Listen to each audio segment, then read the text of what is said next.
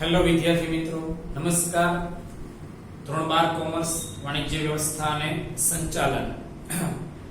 ગયા લેક્ચરમાં આપણે વિદ્યાર્થી મિત્રો વૈધિક માહિતી સંચાર અને અવૈધિક માહિતી સંચાર ની ચર્ચા કરી હતી, જેનો ખ્યાલ, તેની લાક્ષણિકતાઓ નો અભ્યાસ કર્યો અને તે બંનેના ખ્યાલને સમજ્યા પછી એ બંને વચ્ચે શું સામ્યતા છે અને એ બંનેની વચ્ચે શું તફાવત છે, આપણે એની ચર્ચા કરવાની હતી.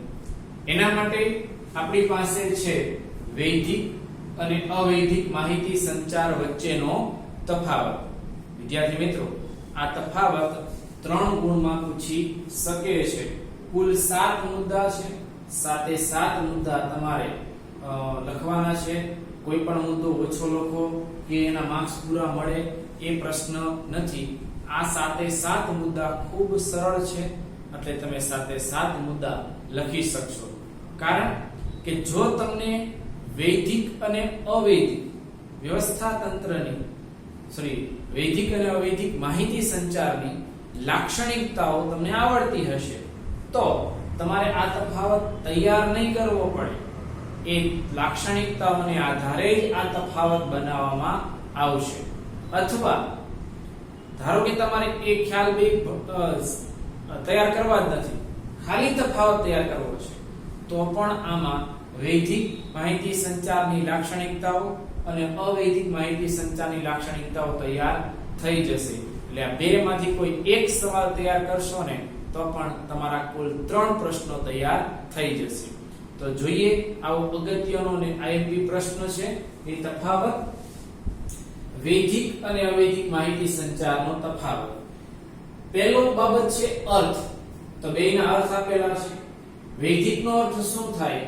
તો જે માહિતી સંચાર ધંધાના ઉદ્દેશોને સિદ્ધ કરવા માટે વ્યવસ્થા તંત્ર નીતિ નિયમો ઉપર આધારિત હોય, વ્યવસ્થા તંત્રના નીતિ નિયમો પર આધારિત હોય, એ માહિતી સંચારને કેવો માહિતી સંચાર કહેવાય? વૈધિક માહિતી સંચાર કહેવાય. ધંધાના ઉદ્દેશોને સિદ્ધ કરવા માટે વ્યવસ્થા તંત્રના નીતિ નિયમો ઉપર જે માહિતી સંચાર આધારિત હોય એને વૈધિક માહિતી સંચાર કહેવાય. જ્યારે સામે અવૈધિક કોને? તો જે માહિતી સંચાર વ્યવસ્થા તંત્રમાં કામ કરતા કર્મચારીઓ વચ્ચેના માનવીય સંબંધો અને મિત્રતા ઉપર આધારિત હોય તેને અવૈધિક માહિતી સંચાર કહેવાય છે.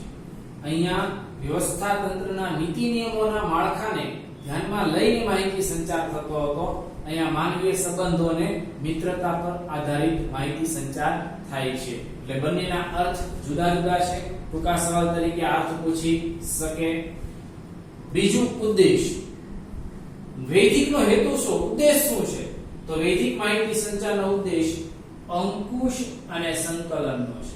કારણ કે કોઈ પણ ધંધાકીય એકમના હેતુઓ સિદ્ધ કરવા માટે ધંધાની દરેક પ્રવૃત્તિ ઉપર દેખરેખ થવી જોઈએ અને ધંધાની દરેક પ્રવૃત્તિઓ એક જૂથમાં રહીને ચલાવવી જોઈએ. એટલે એનો મેઇન ઉદ્દેશ અંકુશ અને સંકલનનો છે માહિતી સંચારના માધ્યમથી. જ્યારે અવૈધિકનો ઉદ્દેશ કયો છે?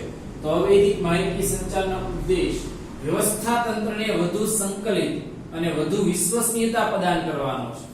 વધુ સંકલિત એટલે વ્યવસ્થા તંત્રના માળખાની પ્રવૃત્તિઓ એક જૂથ થઈને કામ કરી શકે અને એકબીજા પર પૂરો ભરોસો મૂકી શકે, એ માટે વૈધિક માહિતી સંચાર તૈયાર થાય છે.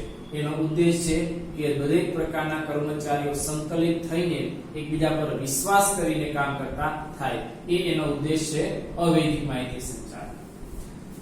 ત્રીજો મુદ્દો છે આધાર. વૈધિક માહિતી સંચારનો આધાર શેના પર છે? એ શેના પર ડિપેન્ડેબલ છે? તો બે વ્યક્તિઓ વ્યવસ્થા તંત્રના નીતિ નિયમોને કારણે માહિતી આપલે કરશે.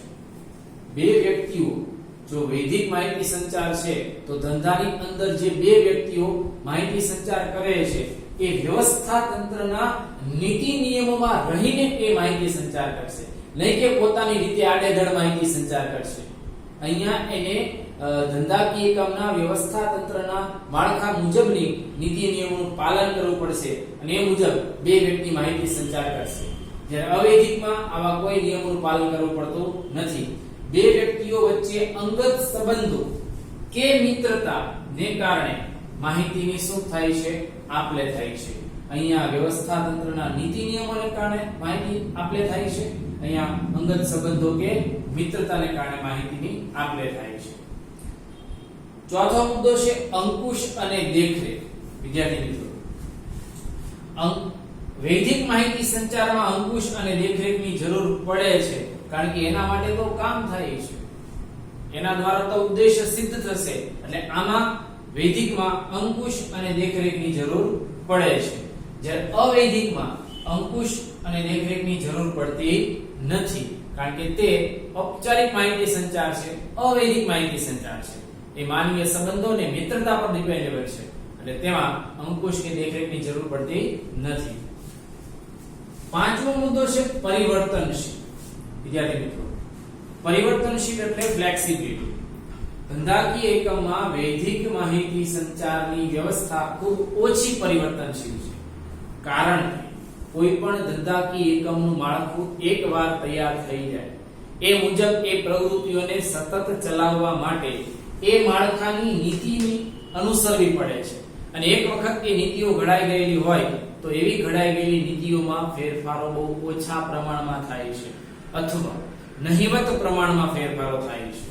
માટે વૈધિક માહિતી સંચારની વ્યવસ્થા એ ખૂબ ઓછી પરિવર્તનશીલ છે, એટલે કે વારે વારે એમાં બદલાવવામાં આવતું નથી, એમાં ફેરફાર કરવામાં આવતો નથી. જ્યારે અવૈધિકની વાત કરીએ તો અવૈધિક માહિતી સંચારની વ્યવસ્થા વધુ પરિવર્તનશીલ છે, એ ફ્લેક્સિબલ છે. એ જરૂરિયાત સમયે કોઈ પણ પરિસ્થિતિમાં એને બદલાવી શકાય છે. એમાં ફેરફાર કરવો હોય તો ગમે ત્યારે એમાં ફેરફાર કરી શકાય છે. એટલે અવૈધિક માહિતી સંચારની વ્યવસ્થા વધુ પરિવર્તનશીલ છે. 6. સમય. વૈધિક માહિતી સંચારમાં કાર્ય સ્થળે અને સમયે વૈધિક માહિતી સંચાર થાય છે. એટલે કે ધંધાકીય એકમની પ્રવૃત્તિઓ જ્યાં સુધી ચાલુ હોય, એટલે કે ધંધાનો જ્યારે વર્કિંગ અવર્સ જે હોય, કામકાજનો જે સમય હોય, એ દરમિયાન એ કાર્ય સ્થળે અને સમયે આ વૈધિક માહિતી સંચાર અમલમાં મુકાય છે. જ્યારે અવૈધિક માહિતી સંચાર એનો કોઈ સમય કે સ્થળ નક્કી હોતું નથી. એ ગમે તે સ્થળે, કાર્ય, સમય સિવાય પણ અવૈધિક માહિતી સંચાર થાય છે. આ માત્ર ધંધાકીય એકમના કામકાજના સમય દરમિયાન જ અમલમાં મુકાય, આ ગમે ત્યારે અમલ મૂકી શકાય છે. અને 7. વૈધિક માહિતી સંચારમાં માહિતી મોકલનાર અને મેળવનાર કોણ છે તે તેમજ માહિતીનું સ્વરૂપ અગાઉથી જ કેવું હોય નક્કી હોય છે. મોકલનાર કોણ, મેળવનાર કોણ, કયા માધ્યમથી માહિતી મોકલાશે, એનું સ્વરૂપ કયું છે એ અગાઉથી ફિક્સ નક્કી કરેલું હોય છે. પણ અવૈધિકમાં આવું કાંઈ નક્કી હોતું નથી. માહિતીનું સ્વરૂપ તેમજ વિધિ અગાઉથી નક્કી હોતા નથી અને સમય અને સંજોગો અનુસાર તે ઉદ્ભવે છે. અને સમય સંજોગો અનુસાર જે ઉદ્ભવે ત્યારે એનું સ્વરૂપ અને એ બાબત નક્કી થઈને એ મુજબ એ માહિતી સંચાર થાય છે. એટલે વિદ્યાર્થી મિત્રો, આ 3 ગુણનો આ તફાવતનો પ્રશ્ન પરીક્ષામાં પૂછી શકે. ફરીવાર યાદ કરાવી દો. વૈધિક માહિતી સંચારનો ખ્યાલ, અવૈધિક માહિતી સંચારનો ખ્યાલ, આ બે તૈયાર ન કરવા હોય તો ખાસ આ તફાવત તૈયાર કરી નાખજો. તફાવત તૈયાર નથી કરવો તો તમે બે ખ્યાલ તૈયાર કરી નાખજો. એના આધારે તમે તફાવત તૈયાર કરી શકો. પણ બેટર છે કે તમે તફાવત જ તૈયાર કરો કે જેથી કરીને એમાં વૈધિક અને અવૈધિક માહિતી સંચારની સંપૂર્ણ વિગતો આવરી લેવામાં આવે અને તમને તૈયાર યાદ રાખવામાં પણ શું રહેશે? સરળતા રહેશે. આ વિદ્યાર્થી મિત્રો, હવે આપણે આગળ માહિતી સંચારના અવરોધો અને તેના ઉપાયોનો છેલ્લો પ્રશ્ન આ પ્રકરણનો આપણે હવે ભણવાનો છે, જે આપણે આવતા વિડીયોમાં તેનો અભ્યાસ કરીશું.